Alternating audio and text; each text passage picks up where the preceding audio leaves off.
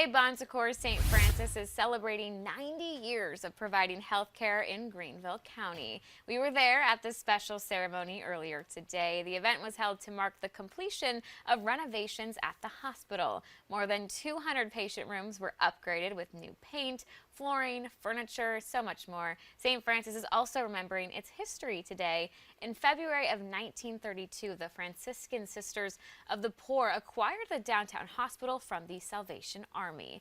Now, those in attendance say the hospital has had quite the community impact.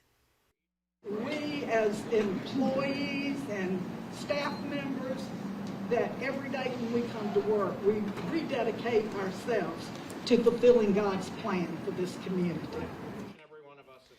Secours St. Francis is located in downtown Greenville.